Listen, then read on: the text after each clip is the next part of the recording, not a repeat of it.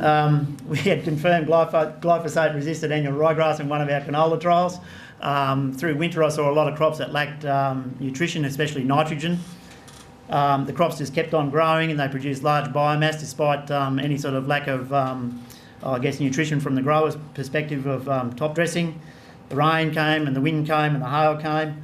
The crops began to start tabling and lodged, and some of the varieties actually lodged or tabled a lot worse than others.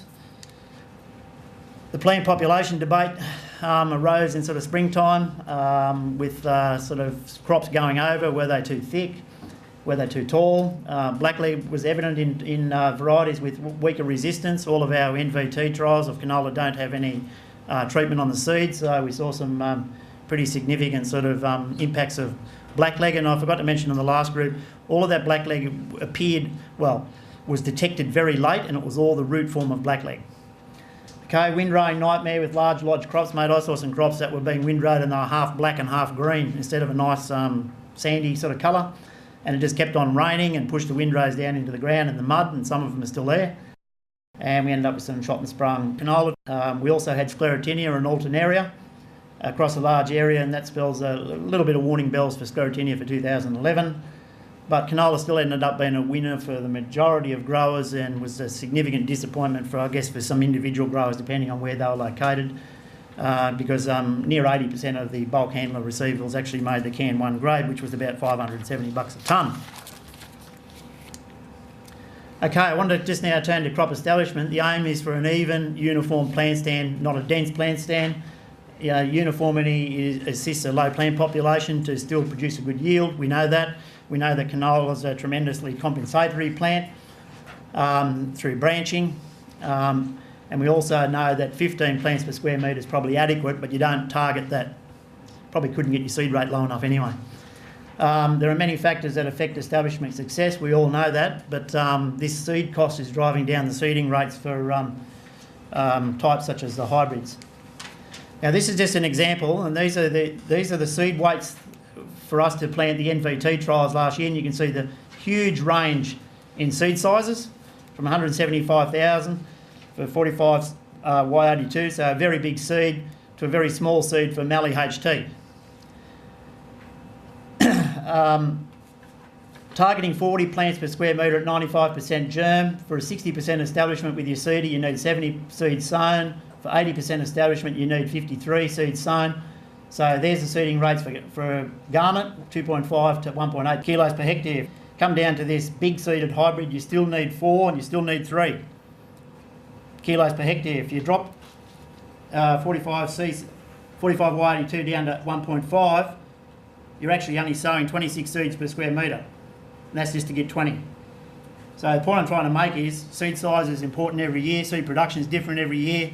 Don't just work on seed rates anymore, because you could be sowing if you're very good at getting 80% establishment, that might be okay, but you run the risk of potential losses through a variety of means.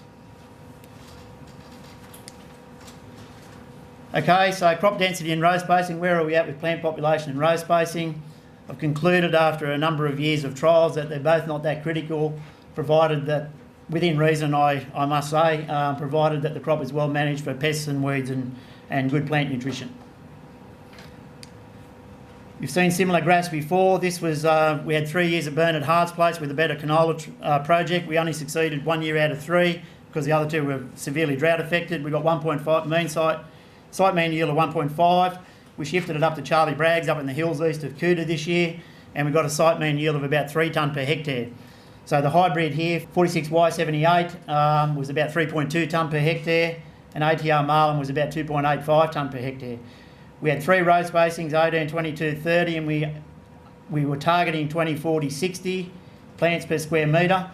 We never ever achieved what we try and target, but there was a seed quality issue with Marlin, and as a result the plant populations were quite low.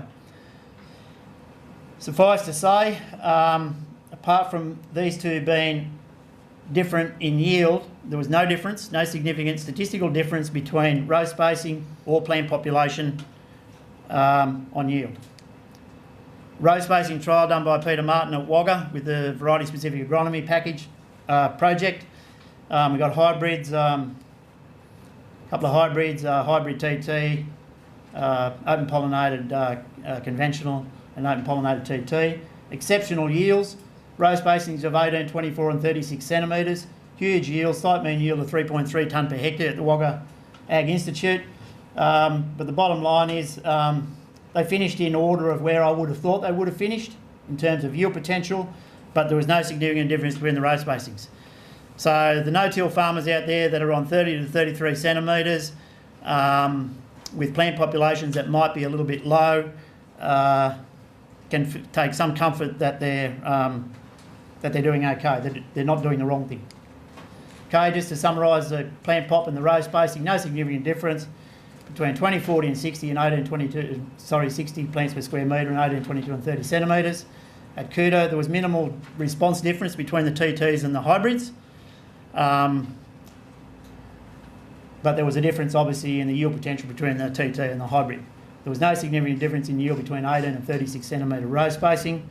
The chap who was here from Victoria, who's now gone to another session, was asking the question about wider rows than these and no effect down in the Wimmera.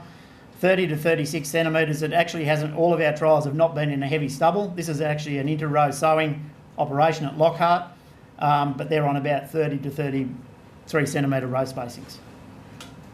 What would happen if you went every second row here?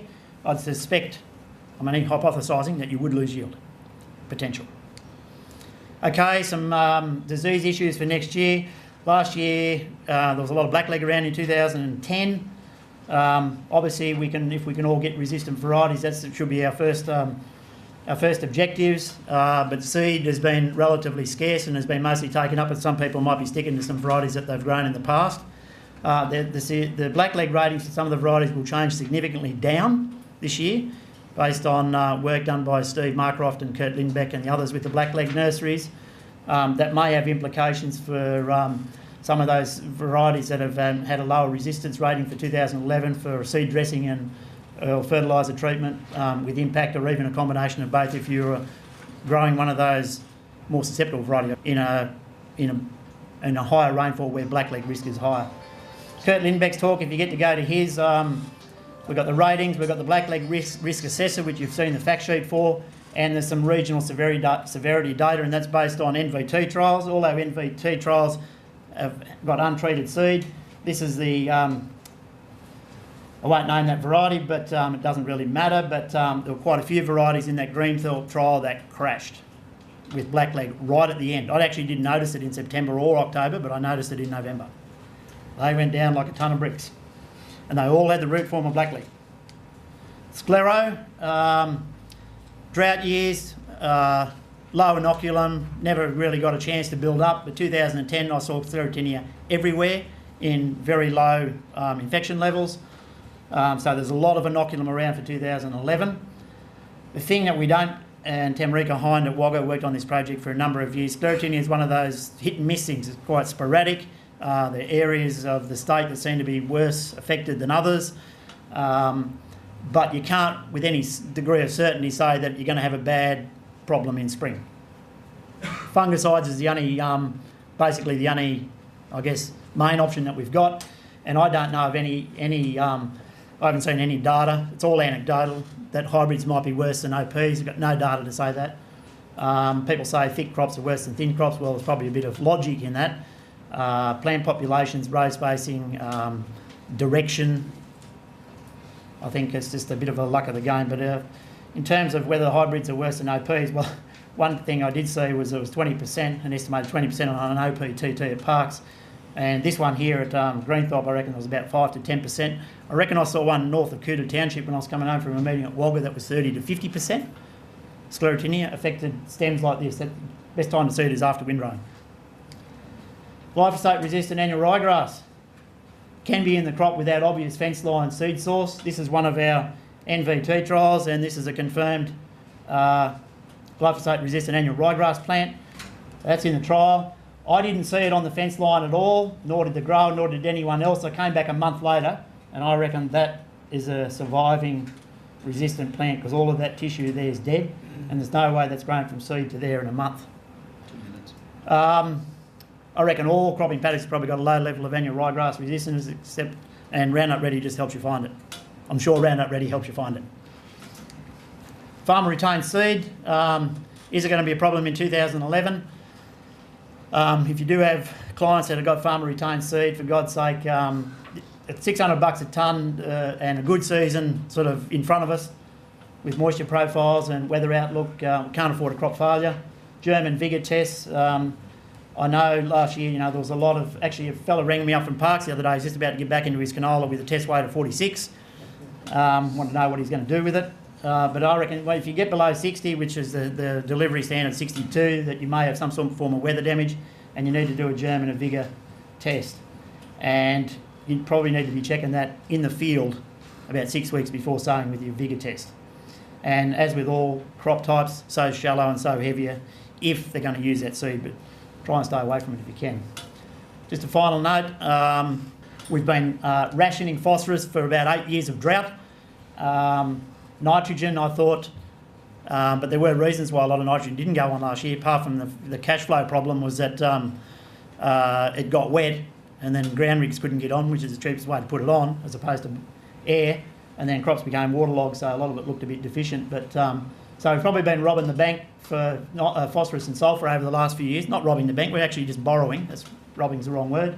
But I think nutrition is going to have a big bearing on the outcome in 2011.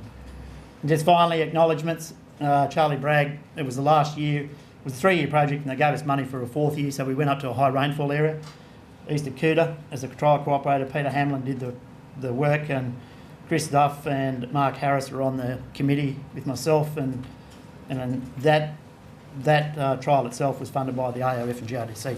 Finished. My question relates to our previously best variety cobbler, and it's probably its poor performance in the last year. Do you think that we've got to replace it, or is there enough sites showing that it's still got some life in the old dog yet? Yeah. Cobbler was one of the varieties that looked terrible at rainfalls. There was Tanamite, there was Telford, there was Argyle, there was Terrific, there was Cobbler, there was Mallee. But some were worse than others. Very bad for blackleg. Cobbler went down in some waterlogged conditions. Certainly wasn't phytophthora as some people might have, between Grenfell and sort of the Grawlin Plain there at Forbes. Cobbler's yielded quite well at some of our sites, but just on that issue about blackleg, James had Terrific at Tamora, like it was bad without the seed dressing in Greenthorpe, but not necessarily at other sites, but it was fully protected and yielded quite well at Tamora. So Cobbler could be the same. I've heard some anecdotal stories that actually a seed dressing was not enough for Cobbler last year. The two varieties that New Seed have got, Chris Roberts here, he was in the first session, is Snapper and Stingray. I don't know what the seed availability is like. Certainly I know they've got significantly higher oil content than Cobbler. Whether they've got the broad scale adaptability that Cobbler has, I don't know. Well, Snapper's a little bit later and Stingray's about the same maturity as Cobbler. On Alton area, we sort of, if they're just spotting on points this year, what do you believe might be